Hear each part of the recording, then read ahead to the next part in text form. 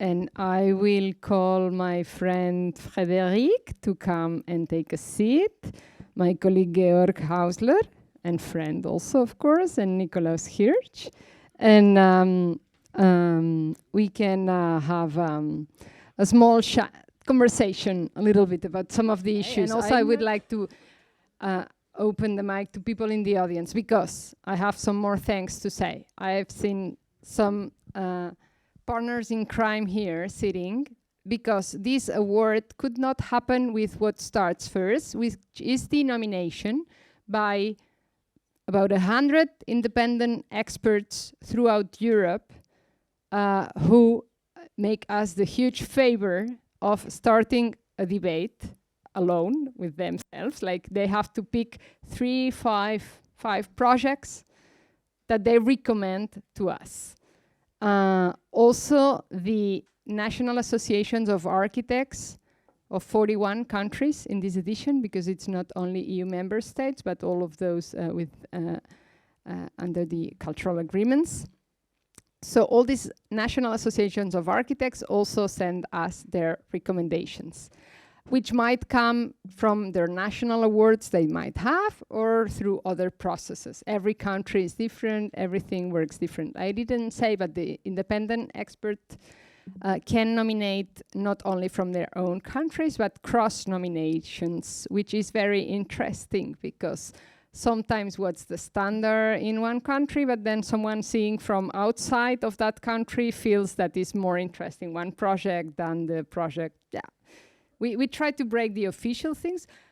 Well, we need these experts and these national associations nominations to make the list, because then the jury will only work on that list. And we need that list to be as interesting as possible. And then, of course, there's this work of the jury, which is very intense. And then I go to the second part of the thank you, because it's all the network of friends who are helping us disseminating, people who's writing about what has happened, what the jury has chosen, friends who are helping us disseminate the message throughout Europe, amongst architects, outside of the architecture world, which is our main focus, and also outside of Europe. So we have different levels of communication.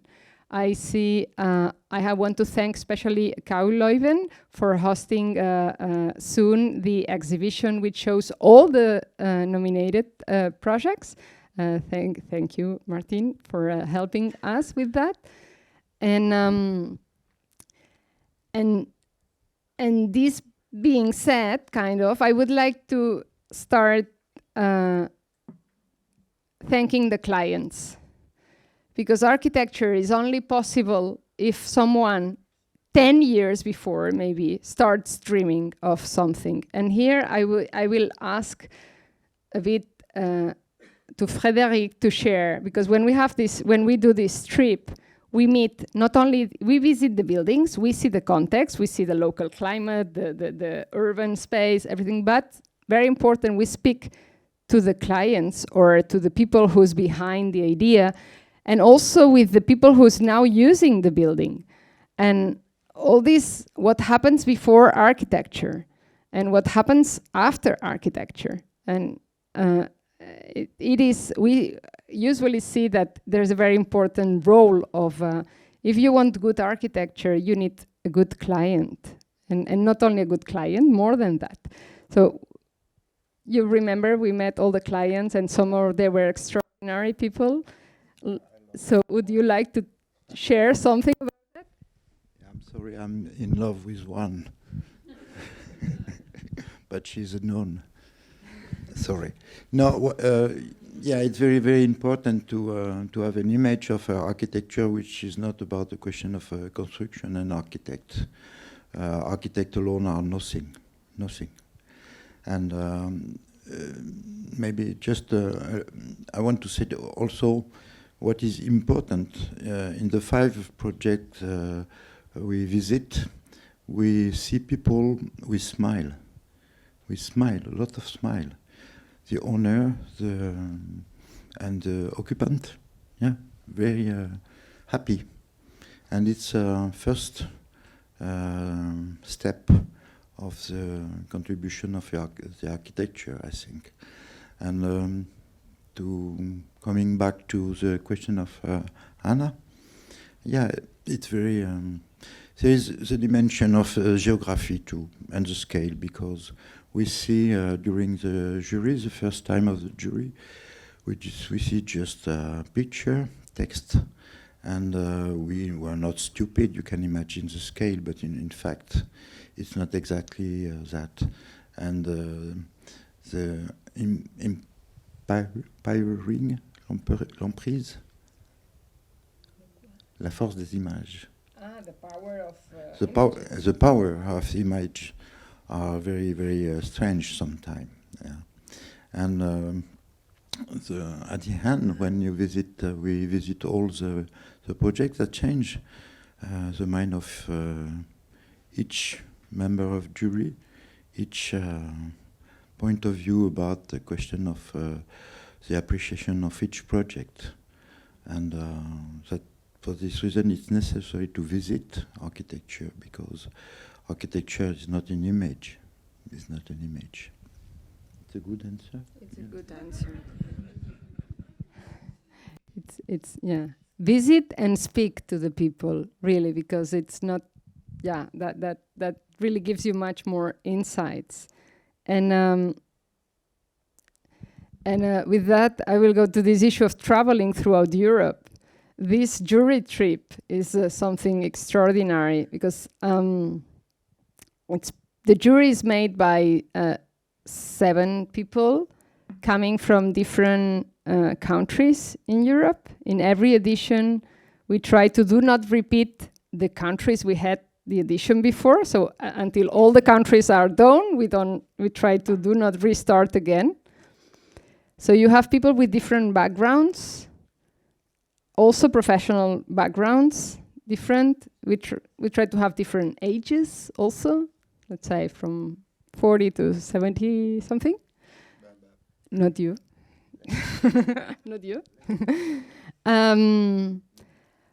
But then all these people which are coming from different places have to judge architecture, which is produced all over Europe. So when we are in Barcelona, they're only judging, let's say, images and panels and videos. We are very focused on architecture itself, I would say.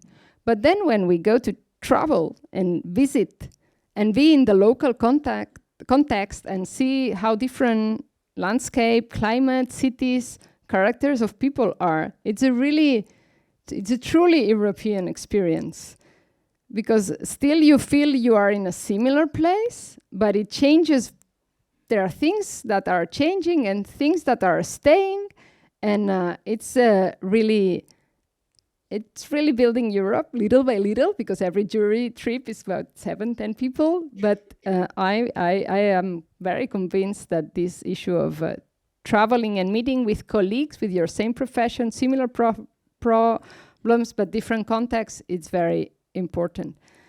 And what I would maybe comment with you, Georg, is this issue of you were speaking about having a policy, and this issue of how architects should build or not build, and this is also the discussions you directors of architects are having. How can we have policies, can we not? But something we see when we travel and we speak not only to the clients but also to the local municipal architects, for instance, the standards, the norms, the building codes, all this changes quite a lot from country to country. And there's always this huge fight of the architect and the client trying to go through all this ginkama of codes and standards to still have the first artistic idea coming to a successful end. So do you think of not focusing only on what architects have to do, but what all the things around architects? How can European Union help in that? So you want a standard, a European standard, building standard, which applies to all the 27 member states? Oh, I don't know. No, I think that's also the richness and the variety you have. No, you were talking about geography, you were talking about climate, you were talking about the different cultural context, and I think that's good to have that in a different way. Policy, I think it's a big word because my feeling, and maybe you.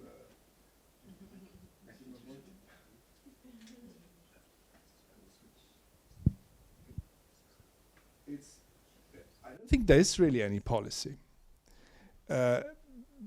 because what you are referring to indirectly is norms and rules by which you have to obey.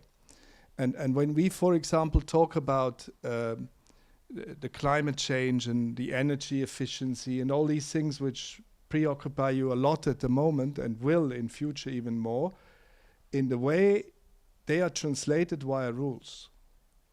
Now, that's a bit of a sad thing in a way, because I mean, you are kind of in a very small frame under which you have to, independently from all the local and national rules.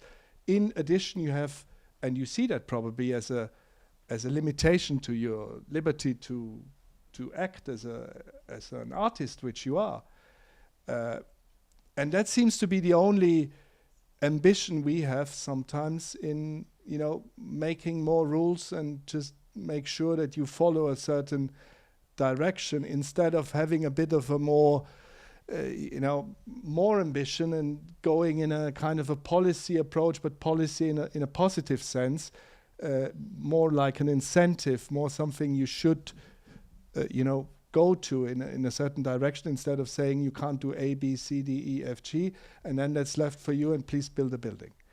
I think that is something, I mean, New European Bauhaus is, I think, trying to set something in this sense. But as all cultural policy, architecture is not any different from that. Member states are extremely reluctant to accept a common approach or to have a kind of a European vision on how should we build in future.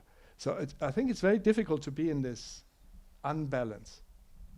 Yeah, there's this issue of trust in architects or in the professional, let's say, discipline, which is something. But the good side of, or one important thing we also do is to have this traveling exhibition and doing this dissemination events throughout Europe. So again, the circus starts traveling again, and with this output, we create these videos and publication and documentation and the exhibition, and that also travels through different European countries. And yeah, we feel quite useful sometimes, because, for instance, I recall the last exhibition, the exhibition of the last edition, the last stop was in Dublin, and there were these headlines on the local newspaper saying, maybe the solution to our housing crisis has also been tested somewhere out in Europe. Yeah? So I was super happy, because it's exactly this role of trying to cross-pollinize things that are happening in one corner of Europe that might not happen in the other, and the other way around. Yeah, so we have this.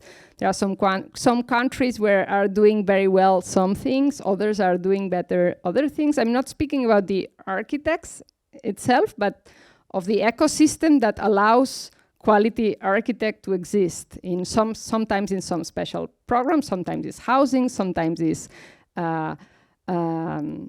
schools, other times it's libraries. For instance, the city of Barcelona has a long-standing program supporting quality architecture in neighborhood libraries, and this project is an example of that, for instance.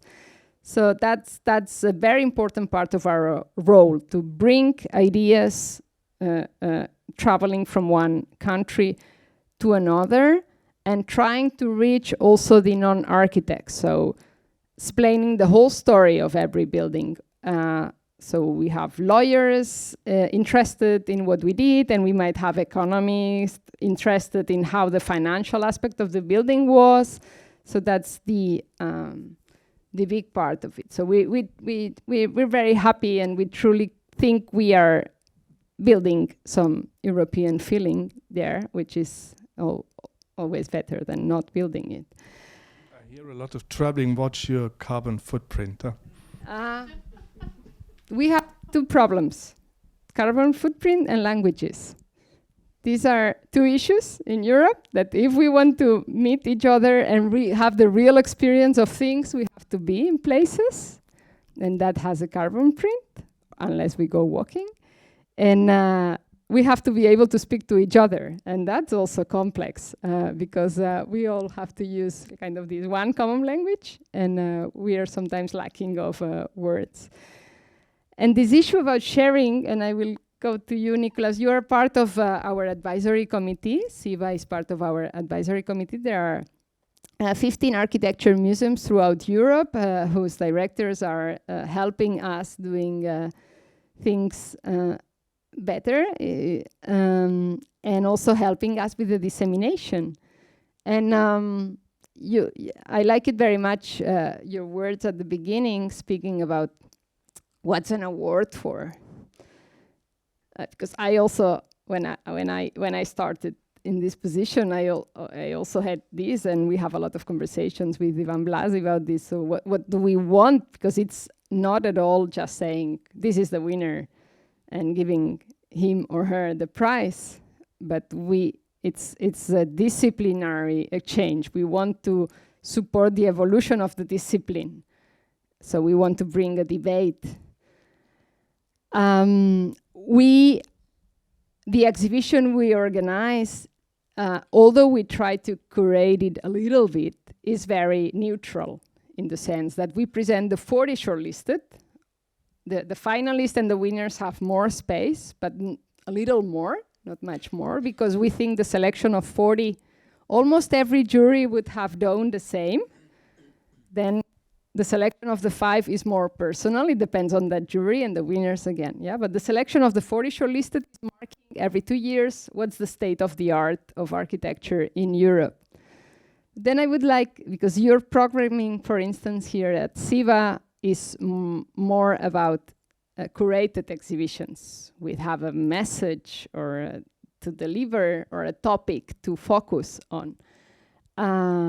So how would you advise us to, what topic do you see coming out of this edition, and what exhibition would you do if you were the one to make the exhibition of the Mies Awards?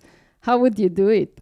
Okay, it's like a public advisory board here. No, probably not. I think dissemination in terms of an exhibition is a crucial part, as I understood it. But for me, everything starts, if we go back to the price, I think, of course, we talk about sustainability, all the parameters that are normal today that you can read in every competition. So it's a standard, yeah. So even the word sustainability, do we still use it? Well, we try to avoid it almost, because it became a standard.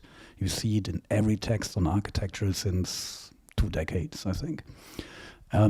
So I think what's, first of all, great for me about the Mies Award is actually, it's not bad that this is a spectacle, because it's actually difficult for architecture as a medium to be a spectacle. For most people, it's just what's around, which creates a lot of problems, where it's either too cold, too warm, or something falls apart, or has to be renovated after too short time. So there's a lot of anger about architecture, and architects don't have the best reputation also in society.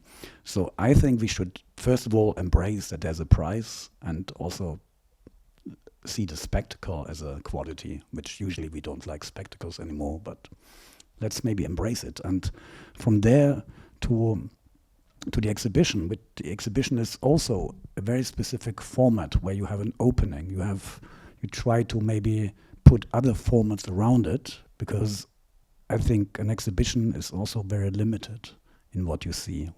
Whatever the exhibition architecture is can also be spectacular, and you spend 20 times more money into it, and it might look a little bit better, and you might have a bit more coverage in the press. But I think the way to go is to maybe create more debate around it in these local interventions all around Europe, and maybe other lectures. I think the richness of the European scene is this incredible diversity. And since we're in Belgium here, if you just take Belgium, there was, I think, in the final, which was before the 5, it was how many? The final 20 or something? The 40 shortlisted, 40. No, there wasn't there even a step in between? Well, at least there was an incredible density of Belgian projects. So in that case, for instance, one can wonder beyond a certain pride of such a quantity, why is it that there is such a quality? And that quality is also at stake. It's something maybe to further develop what's good about it, but also to see is it endangered? Because right now there are political debates about architectural culture in this country, or maybe specifically also in this city, about the positions of a Baumeister, about a new building code. We talked about that, how architecture can be, even the price, can be an example for challenging a building code. There are very courageous people in this city and other cities throughout Europe who fight for new standards, for simplifications, for courageous prototypes. I think to maybe link our exhibitions with real debates, where you also give the floor to people who really their ass off, who take a lot of extra hours to challenge status quo and to work for that profession and for users and for a new culture in the built environment. I think that's, for me, the quality of an exhibition. How it looks like in the end, I think it's a good traveling exhibition usually, but to create an event around it, which also has this great mixture between a series of lectures, debates, and a spectacle that creates also noise for architecture. That would be my aim. Yeah, and that's exactly what happened, for instance, in Dublin. We always need the local partner, let's say, to help us with that very much. We try to always have on every venue a lecture by whoever the local venue is interested in hosting, and we need them very much. So sometimes we have kind of the good luck of being able to organize a nice set of exhibitions strongly rooted with the real problems of the places, and then is when we get real impact outside of architecture sphere also. And other times we're not that lucky. But yeah, good to hear you, because it's really a point that we have to stress and work on that. Maybe a last comment to this. I think the international, the European dimension of that prize can help can give support to a local action or to local players, because it's like a mirror. I think your work is worth more through that comment by a jury that this is good work. And it's something I experienced myself as an architect very early on in a project in Dresden, which got enormous awards. And suddenly everybody liked the building and we were proud of. Before, I had to excuse in front of every taxi driver. It is like that, and that's a very nice role also of the awards, supporting the extraordinary. Imagine the hours and hours and years of work of so many professional colleagues who have made such a huge efforts, and also their clients and the policymakers who struggle to make it possible. So that's a very nice thing. One last thing I wanted to point out is that Europe not having a capital, which is very good in the sense that we are all equals when we are in terms of, if we want French architects to be more aware of what's happening in Croatia, or Bulgarian architects to be more aware of what's happening in Sweden, and think these kind of initiatives is the only way of really having that, because it's not that we are all going to go to one central museum and see and then come back, which is something from the past, but we have to learn to work this trans-border thing. And that's a very nice output, and then connecting problems that are equally the same problem for all European society very usually.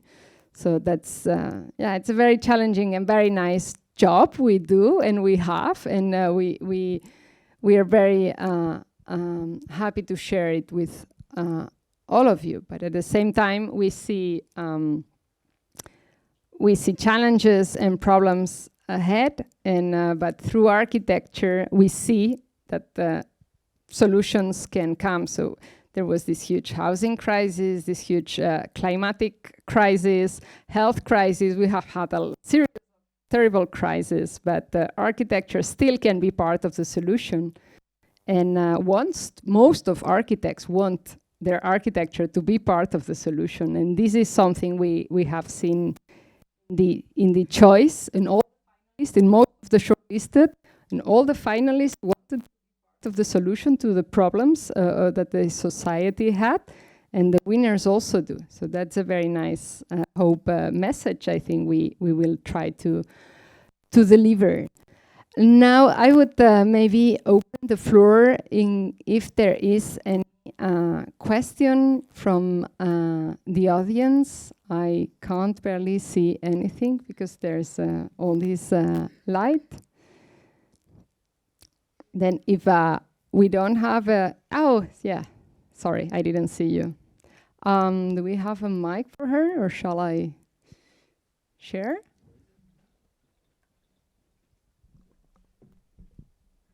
Yes, hello. Well, you just said, well, first of all, thank you for your interesting comments. And what you just said is that the finalists and the winner also of the award is giving an answer to the urgent issues that we have today, that we face today, what you just said. And I was actually wondering how the winning project is answering these questions. Well, the study, well, that could maybe Frédéric also answer. The question is how is comment le pavillon de Braunschweig, how is this facing the challenges we have today? Je peux reposer la question en français si ça aide. Ouais. En fait, la question que je viens de poser, c'est comment le projet gagnant répond aux défis et aux préoccupations que nous avons aujourd'hui.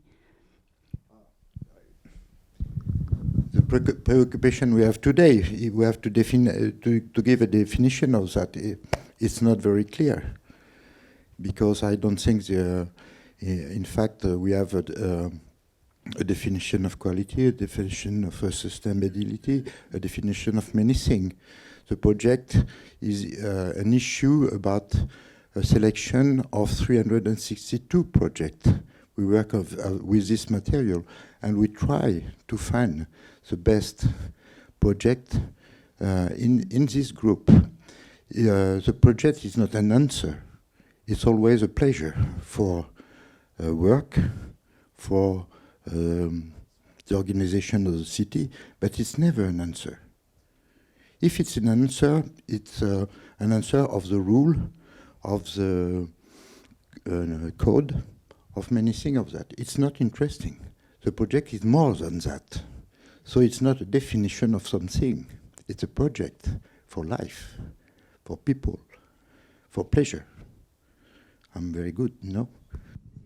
Just say, for sure there is a winner, but we speak about is a winner because we have to decide a winner.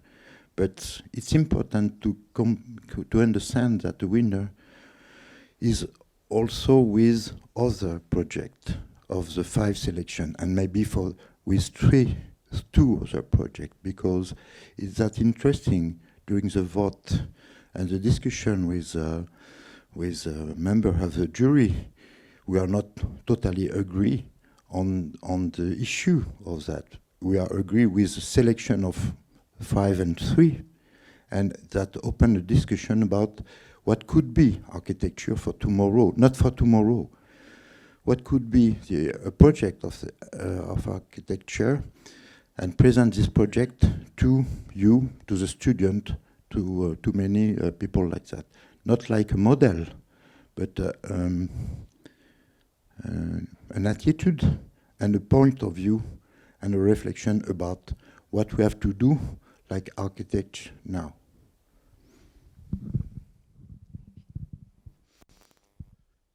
Yes, my question is for Mr. Häusler.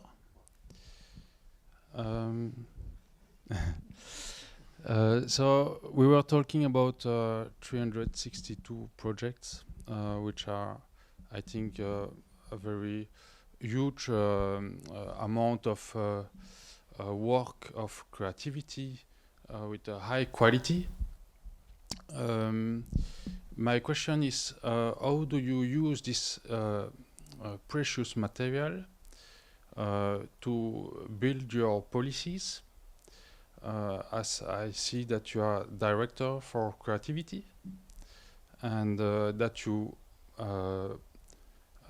then try to give a direction. For this question, that's an interesting question. So just to explain in one word, the Commission is not directly involved in the projects, the selection of the projects. We are not even member of the jury, nothing. We stay far away from that. So we are receiving that as a spectator from the outside, and that's very important because we do not want the Commission or the institutions to be choosing the right or the wrong one. I think the approach we have chosen with all the prizes, but particularly with this one, is it's the independent experts which are chosen on the merits they have, who are the ones who select the projects. It's the national nominations who nominate the 362. It's a bit connecting to what Mr. Druot said. There is no one direction of how architecture should look like. And I hope I'm not saying nonsense if I say these 362 projects do not have a common denominator, as if we had defined, or you had defined in the selection criteria, you all have to look similar and have to go in one direction, and that's the right way it should be. Policy, and to come back to the sense of your question, the last thing policy should do in any cultural context is to give a direction. That's good culture, that's bad culture, that's good building, that's a bad building. We would not do that. But I think what it is and what it creates is the mass of people involved in these 362, with all the surrounding, they create a kind of a European network family over the years, over more than 20 years now, which has, I think, as you explained it, Anna, well, you see what others are doing, you exchange, we drive this, having this possibility to exchange, to be part of a bigger family, to see what's happening in a different country with a different context. That's our ambition. This is what we want to do. We want to create this European cultural space where everybody keeps his or her diversity, specificity, local, regional, whatever color, and certainly doesn't adhere to something which is different from that, but the exchange and the mixture of all that together is the richness of European culture. That's our ambition in everything we do, not only in architecture, in literature, music, everywhere the same. I don't know whether it answers to your question. Good. So, unless there's any other question, I think we are going to leave it here. You can enter the EUmies awards.com web page. There you have all the information about, of course, the winners. You will see the drawings, the plans, the photos, the text, but also from all the finalists, all the nominated projects of this edition, and actually from all the editions since 1988. So you have this extraordinary repository of best European architecture through the years. We have a new web page, which makes it easier to find and do crossing of information. So we invite you to enter. Of course, we invite you to follow our social medias. We will be posting videos and more information. You are all invited 14th May to Barcelona to celebrate in our spectacular Barcelona pavilion, make a good party and be happy and celebrate about quality architecture. Also listen to the authors explaining their projects, authors of the winning projects, but also the finalists. Most of the shortlisted will also be there, and we will have the great opening of the exhibition. And this will be the first event of the Barcelona Architecture Weeks. So you are all invited there, and also to the exhibition when it comes to your town. Thank you very much. Thank you, my friends, for this nice conversation. Thank you, everyone, and congratulations.